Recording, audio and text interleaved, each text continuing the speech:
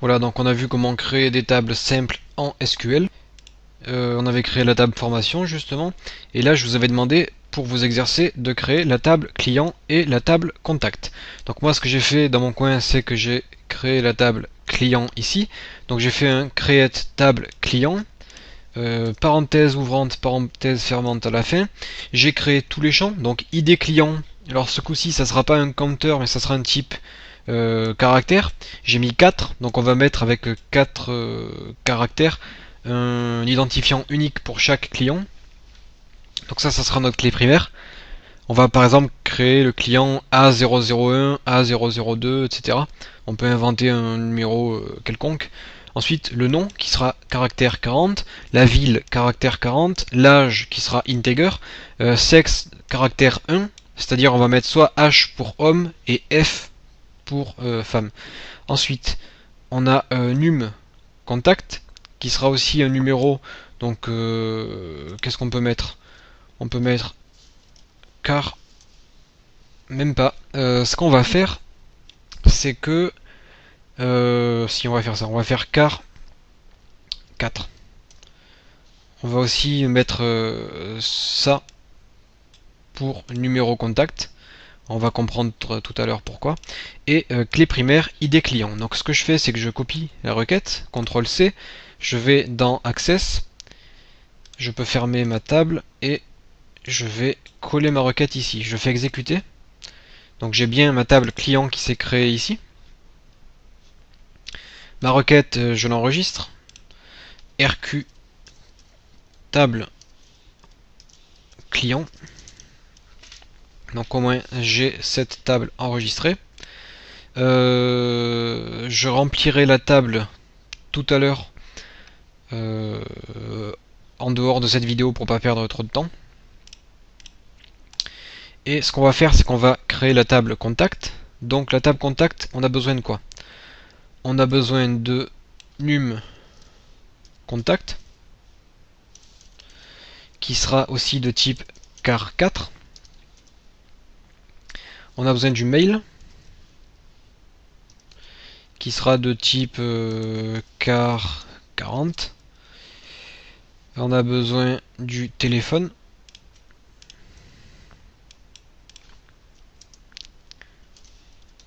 Donc là on a le choix, on peut mettre soit integer, soit caractère. Je préfère utiliser les caractères ici, qui sera long de 15 ici. La clé primaire, ça sera num client. Donc jusque là vous êtes parfaitement capable de créer ça sans aucune difficulté.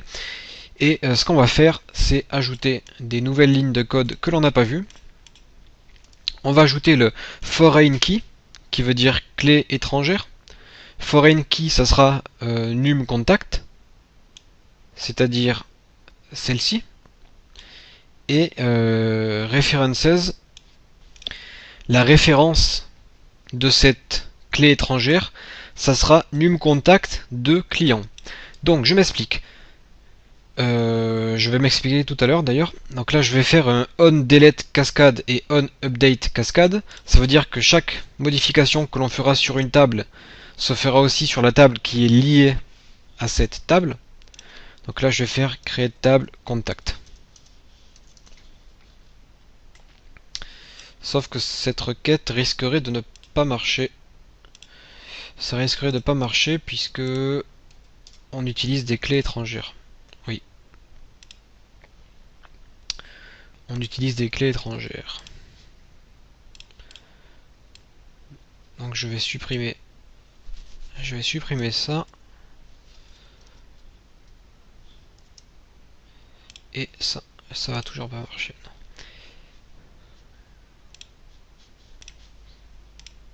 Donc déjà c'est pas num client, c'est num contact.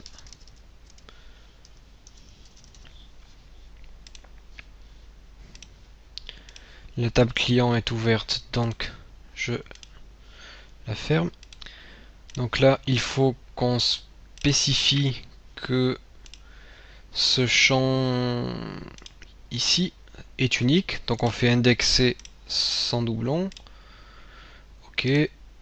on enregistre et on ferme. Est-ce que ça va fonctionner? Oui, ça fonctionne. Donc ça a fonctionné, je vais supprimer ça. Je vais supprimer ça et je vais venir coller le reste. Donc on a dit qu'on voulait mettre un on delete cascade et on update cascade. Non, il ne le prend toujours pas, c'est pas grave, on va laisser ça comme ça. Allez. On exécute la requête et notre table contact a été créée. Donc je vais maintenant tout vous expliquer pourquoi tout ne fonctionne pas comme on voudrait. Tout simplement puisque on a créé une clé étrangère. Alors une clé étrangère, ça sert à lier deux tables. On a par exemple la table client ici, avec un identificateur, un nom, une ville, un âge, un sexe, etc. Et on a num contact. Ce num contact nous permettra de créer un lien entre cette table et la table contact. Ensuite, dans la table contact, on aura toujours ce numéro contact que j'aurais pu appeler autrement, c'est juste que je voulais garder le même nom, et on aura un email et un téléphone. Donc par exemple dans client, ici dans num contact, je vais marquer AAA, ici dans contact, dans num contact, je vais marquer AAA, et grâce à ce nom qui sera égal donc ici, eh bien je pourrai savoir que ce mail et ce téléphone appartiendra à ce client. Donc ce que je vais faire pour vous permettre de bien comprendre, c'est que je vais mettre la vidéo en pause, je vais remplir ces tables avec des clients, avec des noms fictifs en fait, et je vais aussi remplir la table contact avec des valeurs arbitraires pour pouvoir faire des exemples concrets. Donc juste avant, je vais enregistrer ma requête. RQ-bas table contact. Et ce que j'ai pas eu le temps de vous expliquer, c'était on delete cascade et on update cascade.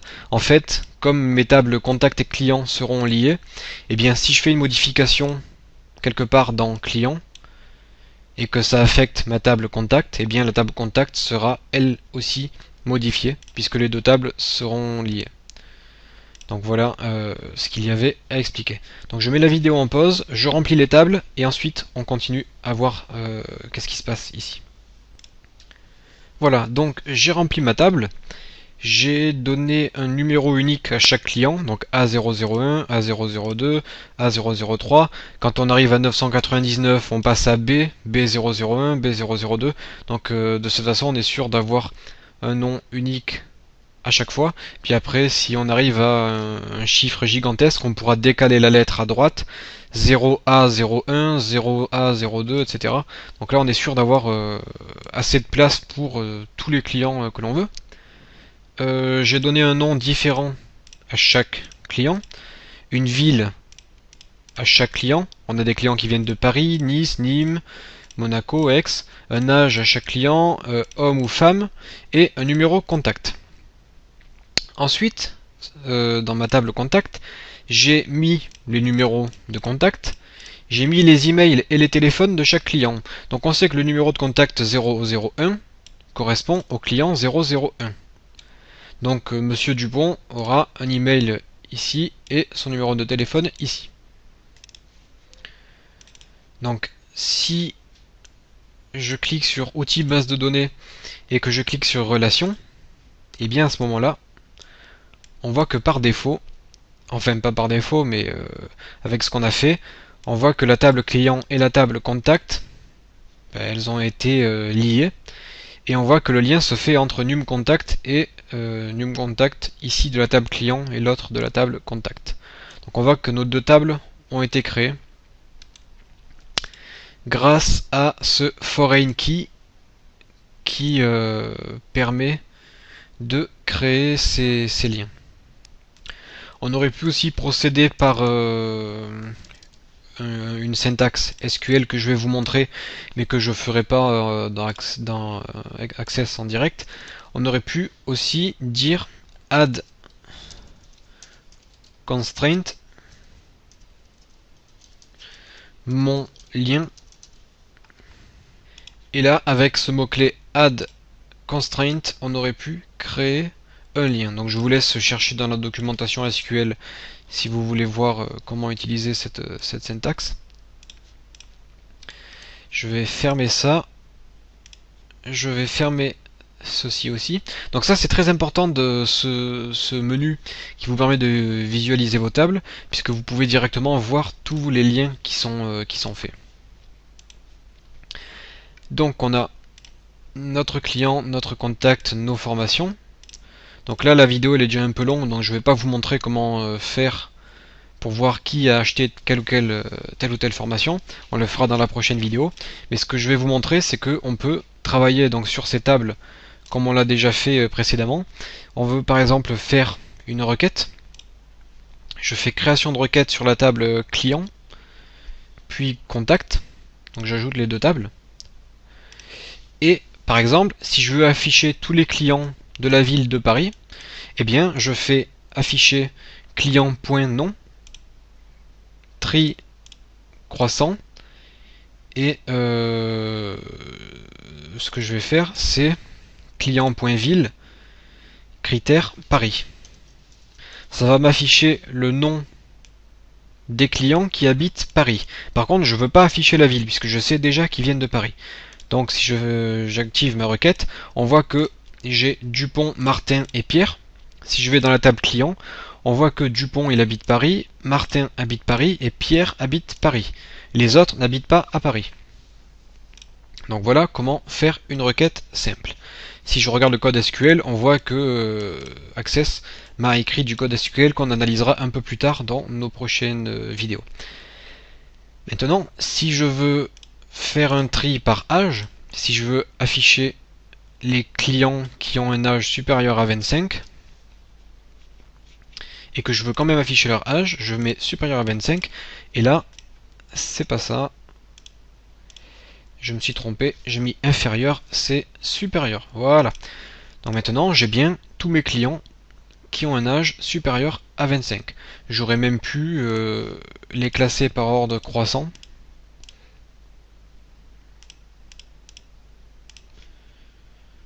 Et avoir donc mon âge trié de façon croissante.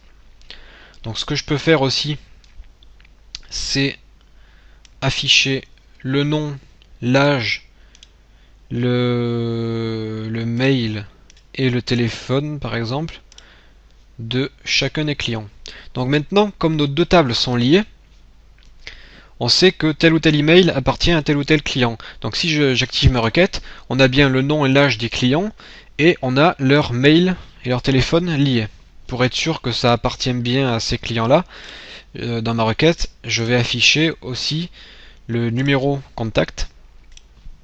Au moins on peut voir que le contact 003 a bien l'email 003. Voilà, il y a une petite erreur ici. Il aurait fallu mettre un 0 ici. Ça c'était une petite faute de frappe, mais c'est pas bien grave. Mais on voit qu'on peut maintenant lier toutes nos tables et afficher toutes les informations relatives à une personne. Donc pareil pour les formations, si je veux par exemple créer une requête pour afficher les formations qui utilisent le logiciel Unity, eh bien je demande d'afficher pas ça, mais je veux afficher le nom des formations qui utilisent le logiciel Unity. Et on voit que la formation Unity 3D et la formation iPhone et la formation base Unity utilisent toutes les trois le logiciel Unity 3D. Donc voilà l'importance d'utiliser des bases de données. Ça vous permet de faire des recherches extrêmement rapides et précises sur vos tables. Ça vous permettra de faire des statistiques pour savoir quelle est la tranche d'âge des personnes qui visitent votre site, quelles sont les formations les plus achetées, les plus visualisées, qu'est-ce qui intéresse les gens, est-ce que les hommes et les femmes aiment les mêmes types de formations. Ça vous permet de voir d'où viennent vos clients surtout, s'ils viennent de France, de l'étranger, etc. Et puis ça vous permettra de vous y retrouver lorsque vous aurez un site énorme avec des centaines, des milliers de clients, de formations, etc. Donc ça vous permettra de bien vous y retrouver grâce à toutes les tables que vous avez faites. Donc là, je ferme tout ça. J'enregistre pas les requêtes puisque ça, on a déjà vu comment faire. Et je vous propose d'enregistrer toujours votre travail. Vous faites enregistrer la base de données. enregistrer la base de données. Donc là j'ai enregistré ma base. Si on vous demande d'activer le contenu, vous activez toujours le contenu pour pouvoir visualiser vos tables. Dans la prochaine vidéo, on verra comment savoir qui a acheté telle ou telle formation, puis on fera quelques requêtes en SQL.